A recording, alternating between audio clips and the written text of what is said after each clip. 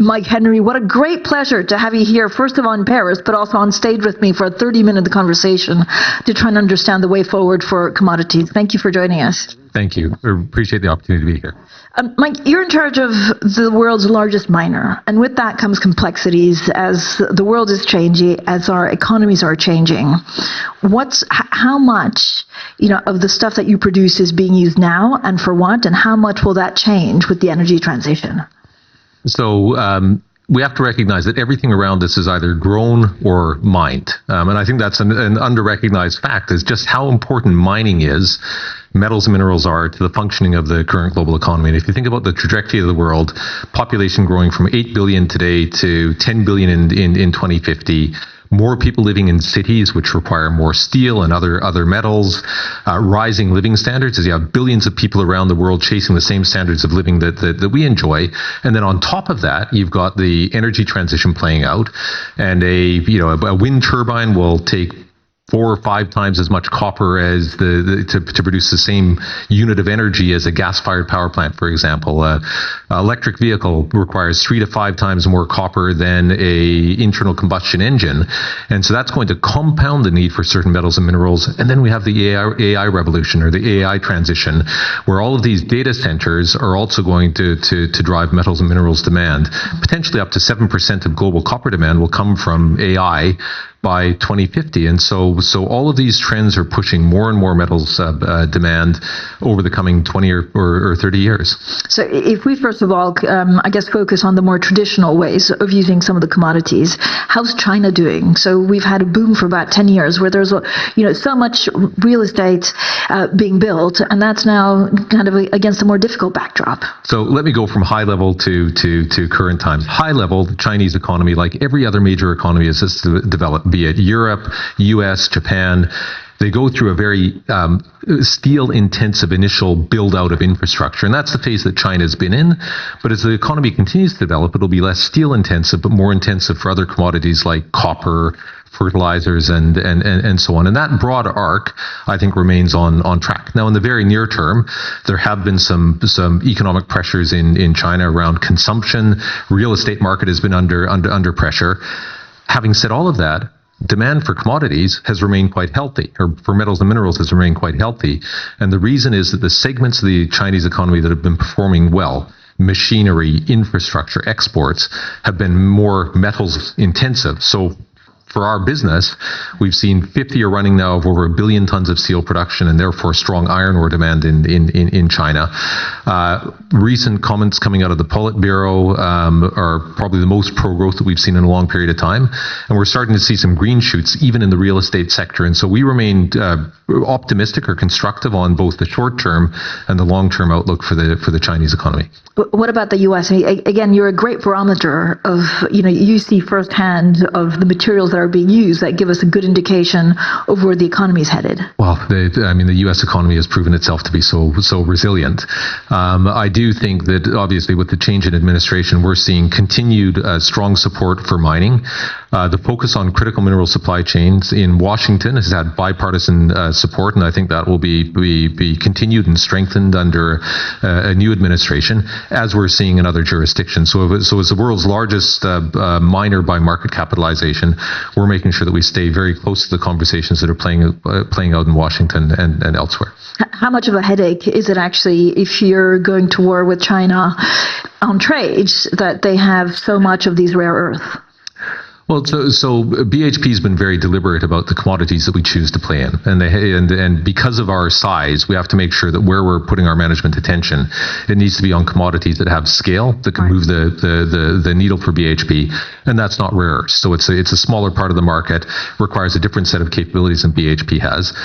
Having said that, I think what we see playing out with rare earths is an indicator of how the commodities are getting wrapped into geopolitics. And I think that's a new, we're seeing that as a resurgent feature of the landscape, along with industrial policy and so on. So as a company, we have to stay attuned to that. I don't think it changes long-term demand for commodities, and the outlook is very strong.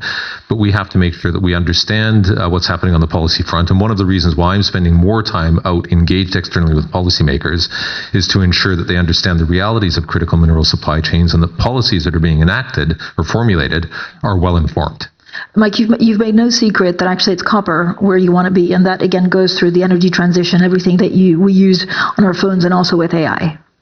Indeed. And so, BHP is a company that's benefited over time from ensuring that our portfolio is leveraged to the big megatrends playing out around us. And what we've said is population growth, urbanization, increasing standards of living, decarbonization, and AI are going to require more copper. We've also said one of our growth vectors has to be potash, which is in the fertilizer space. Why? Because growing global population, rising living standards, constrained arable land mean that the world's going to need to produce more agricultural product off a constrained footprint. That has positive implications for fertilizer demand. So we've said we want to grow in potash, we want to grow in copper, and we want to maintain our very high quality, high margin iron ore business in Western Australia and our smaller steelmaking coal business where we've got only the best coals in Australia as well. But growth is really in copper, as you say, and in potash. Mike, can you talk to us a little bit about, I guess, the dynamics or economics of copper? You already have some mines. I mean, this is huge investment up front. So it's an interesting feature of our business relative to some other businesses and those that others in the room may be familiar with. I'll start by saying BHP is number one or number two in terms of copper supply globally currently. We also have the world's largest endowment of copper resources. And in recent years, we've built up some strong growth options in Australia, the US, Chile, and more recently in Argentina. But when we make these big investments, you're making them with a 10 to 30 year horizon in mind. Because to get a deposit found and then developed, that can be 15 to 20 years. Even from the time of sanctioning, so giving the go-ahead on a big capital investment, you can be looking at 3 to 5 years before you see first production, and up to 10 years or more before you see payback on that investment. Now, in a world that was relatively benign on the trade and policy front, of course, the risk of those investments was less. But in a world where we're seeing more by way of trade protectionism, industrial policy, other things impacting on kind of the demand outlook, or at least in the short term, that has it's increased the risk profile for any big investment, be it in copper, potash, or other commodities. But we, given who we are, the strong balance sheet that we have, the capabilities that we have, and the deep analysis we do, and scenario planning that we do, we're pretty well positioned to deal with that level of uncertainty. But is there enough of this? So I had this interview with Jeff Curry, who's former Goldman Sachs, who made everyone freak out by saying that we just don't have enough of the stuff, right? We're running out of everything. I mean, there's always a timeline problem in how quickly you can get access if we go to speed for the transition. It's a speed issue. And so the world, if you look at the number of units of copper or other metals in the Earth's crust, there's more than enough there. Getting them to market quickly enough, and then the price that's required to incentivize those big investments and get them to market, that's going to be the key challenge. And right now, so over the next 20 years, the world's going to need up to 70% more copper. Even over the next 10 years, the world needs probably about $250 billion worth of investment in copper growth globally to meet the demands driven by the factors I mentioned earlier. Only a small fraction of that is currently in projects that are known and have capital committed to them. And so through the way capital markets function, through the certainty that governments are able to provide, through shortening up of permitting processes for new mines, we all have to work together to ensure that the supply of copper and other metals and minerals can be brought on as efficiently and in as timely a manner as possible. Otherwise, what we're going to see is significant price spikes for certain metals and minerals. We're a cyclical industry, but that could be further amplified.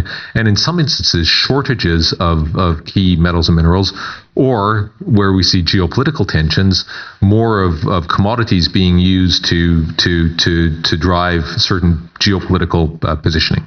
But would that actually delay the transition?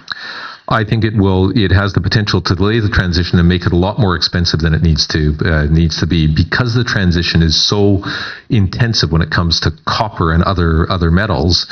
If the supply of those metals and minerals isn't coming on in a timely fashion, and it's coming on at a high cost. Of course, that's going to impact the economics of transition. And as you look at the tensions that governments are facing today between knowing that the world needs to decarbonize, but at the same time dealing with cost of living pressures, with energy supply or energy security concerns, anything that makes this more high cost is going to mean that it's going to take more time. So how are governments thinking about it? Again, there's been, a lot of the miners have had bad press and saying, they're the big bad miners, they're the ones that pollute, but you're so critical in making the difference towards a more sustainable economy. So on that point, I think it has to be both. So the world does need more metals and minerals, but it has to be done in a way that is ever more sustainably done. So if we're not careful, because the world needs more mines and more mining, if we don't improve standards right across the sector, you're going to have unnecessarily negative impacts on water stewardship, biodiversity, and so on. And so what the world needs is miners that are setting and upholding ever higher standards, doing this in a sustainable fashion, and it can be done, and BHP has positioned itself at the forefront on that. Now, what are governments doing? I think there's growing recognition globally. You see that certainly in the US. You see it in the EU as well through the critical minerals strategy and the harmonization of permitting processes. There's a growing awareness of the need to shorten up permitting processes while not sacrificing the standards that the permitting processes are intended to drive. In some jurisdictions, it can take 20 to 30 years to get a mine permitted. Right. That needs to be shortened up, and we know that it can be done while protecting standards. So that's got a lot of support in the US on a bipartisan basis. We're seeing focus on it in Canada, in Australia, here in Europe. I think that will help both make projects less expensive, because when you're deploying big licks of capital, time is money. And will also improve certainty, which reduces the risk profile and therefore sees more ready flow of capital into those investment opportunities. I think there was news today about you being a step closer to being able to have green steel. Like how far away? This is probably the hardest, right, to make greener. So it is a very hard area technologically to eliminate carbon or to make it true zero. The technology to allow for green steel is making progress, and BHP has, through our venture arm, has been seeding capital into companies that are kind of breakthrough in this space. I think the challenge for green steel is going to be twofold. While the technology is being matured, the cost of it relative to conventional blast furnace steelmaking is still quite high. The second issue is that you have a lot of the world's steel capacity that has only been developed over the past 10 to 20 years, or has been invested in over the past 10 to 20 years. And these are plants that last for anywhere between 30 and 50 years. And so you've got the sunk cost problem, where I think in the near term for steelmakers in China, for example, which has a relatively young blast furnace fleet, to say we're going to shut in those operations while there's still economic life left in the plant and invest at high cost into green steelmaking facilities, the economics of that are going to prove pretty challenging. So our view is that the green steel transition will happen, but it's something that's going to play out over quite a number of decades. And in the meantime, steelmakers have to find a means of producing steel from conventional steelmaking processes with a lower emissions footprint. And that's going to come through better quality inputs. It'll come through some technological advancements like the injection of hydrogen into the blast furnace, which reduces the amount of coal that's needed in the blast furnace and so on. And BHP has been a supporter of those efforts. And we have collaboration agreements in place with steelmakers that account for about 20% of global steel production to support their efforts to both reduce their emissions footprint in the near term and in the long term to make that transition to green steel. If you look at the Trump presidency, I mean, he gets inaugurated on January 20th. Does it make commodities more expensive because of possible tariffs? Well, so it's really interesting, and I think we've yet to see how tariffs play out and how much of the tariffs that have been talked about are an end to a means versus an end into themselves. I think we've seen previously that there's an announcement of tariffs and then there's a negotiated trade deal coming out the other end of it. I suspect that will be partly of what we see play out. But this move towards trade protectionism and a global resurgence in industrial policy is certainly creating new dimensions and new considerations for any high capital business where we're making these big investments over a long time horizon. And also geopolitics. I mean, Russia was a huge commodity producer. That's been largely taken out. How do you look at geopolitics to understand, first of all, the trade routes, but also how you move ships?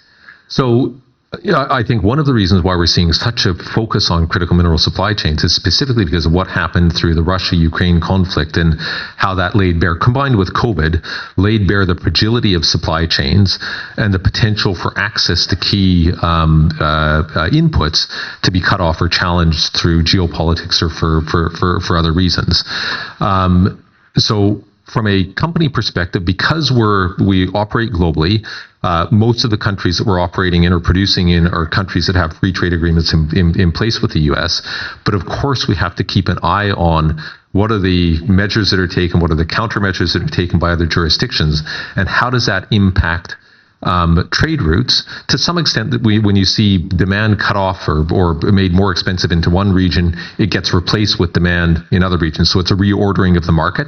Overall, it tends to make the market work less efficiently, but it doesn't fundamentally disrupt demand for key commodities over time. And so from a company perspective, we wanted to position ourselves in commodities with most resilient demand, strongest demand over time, and then we ensure that we're positioned with the best assets in those markets so that we can be resilient to short-term fluctuations in demand, supply, and in pricing. I mean, you make it sound easy, but there's quite a lot going on.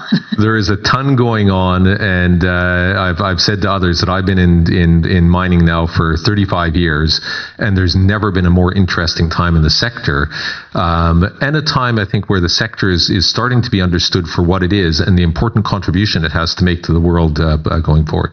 So how do you see AI? Again, AI means more data centers, means more usage of copper, but does it actually operationally help you on the ground? Operationally helps on the ground, and it's right from the upstream of finding new deposits. So we've spoken a bit about copper. Strong demand outlook for copper, but the reality is that there's fewer and fewer large high-grade copper deposits being found because those that are close to surface, that are easy to find, have been found over the past 50 to 100 years, largely developed and exploited. So the rate of discovery is falling. New copper deposits that are being found tend to be lower grade, more technically complex, and increasingly deeper. So we know that there's more copper in the ground, but it's hard to find because it's deeper in the Earth's crust. The use of AI can help to find more of those deposits. And we in South Australia found a deposit called Oak Dam through the application of AI, where we ingested a whole bunch of data from old data sets, old exploration results, in an area where people had said, we don't think there's anything of interest there. We identified where we should drill because it looked prospective through the use of latest technology, and sure enough, we found something there. And so I think AI is going to help with discovery of new deposits. It's also going to help with how we go about extracting them, how we go about processing them, and how we go about optimizing both plant operations and supply chain to get more out of the capital that we have invested in the business, which will bring the cost down of supplying that copper to market. So all sorts of different opportunities for AI in our business. I don't think we've yet fully realized the potential of AI, but it's all going to be positive in terms of the impact it has on being able to support the world's ability to meet the energy transition. I mean, if you're finding the stuff deeper, it also means the tools have to be stronger. Is that a difficult thing to be in? So it requires more technical. It's kind of like the analogy I use is oil and gas going from conventional onshore to offshore to deep water offshore. Changes. As that's happened, it's required more capital, so stronger balance sheets, and more technical know-how, because you're doing hard things in very tough circumstances. We're going to see that happen in mining as well. Two things will play out. One will be more mines developed in jurisdictions that have historically been riskier in terms of on-the-ground security and so on. And then there will be mines that are found and developed further into the Earth's crust, which will be hotter, where you're dealing with more by way of geotechnical issues and so on. And companies that have the ability to fund these programs, strong balance sheets, and have strong technical depth to be able to build these projects on time, on budget, and to handle some of the engineering complexity with doing that, and then to manage all of the community issues that are associated with developing new mines these days. Those are the companies that are going to be winners in our sector, and that really, policymakers and the public at large need to be successful if the world is to get the metals and minerals it needs on time and as cost efficiently as possible. So you tried to do a big piece of M&A and hasn't worked out. I don't know if it's a yet or whether is a big M&A deal in your near future. So it's interesting. It's when I became CEO back in 2020.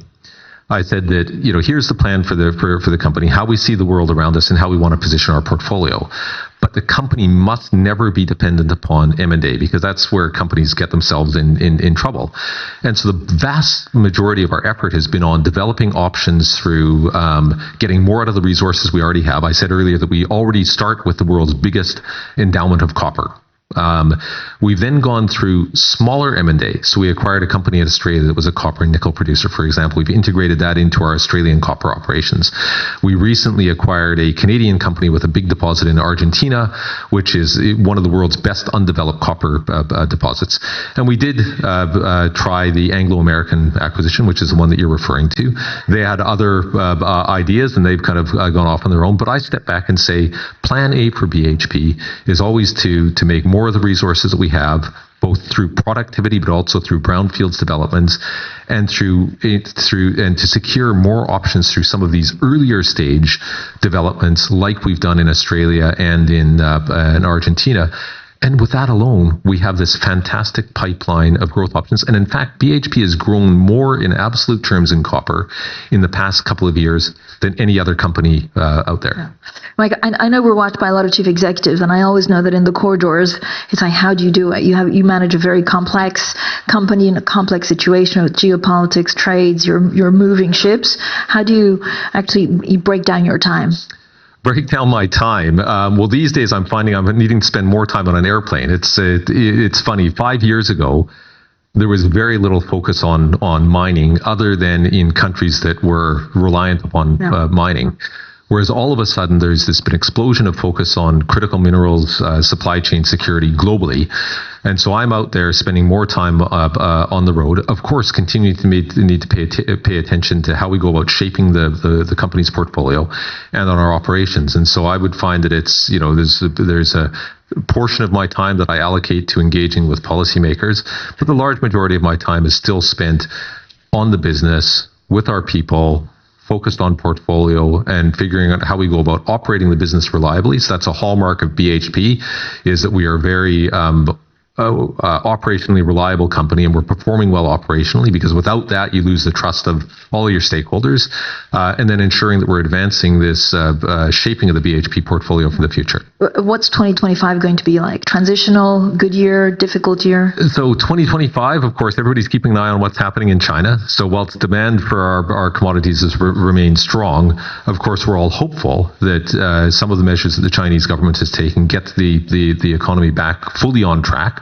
Particularly in the property sector, and I think we'd all love to see consumption take off. We're watching closely what happens with the transition of government in the U.S. and what that then implies for policies.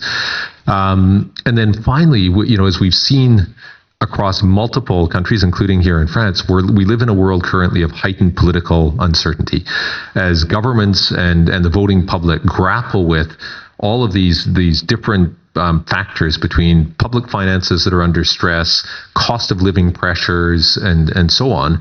That's giving rise to more political uncertainty than I think we've seen in some time.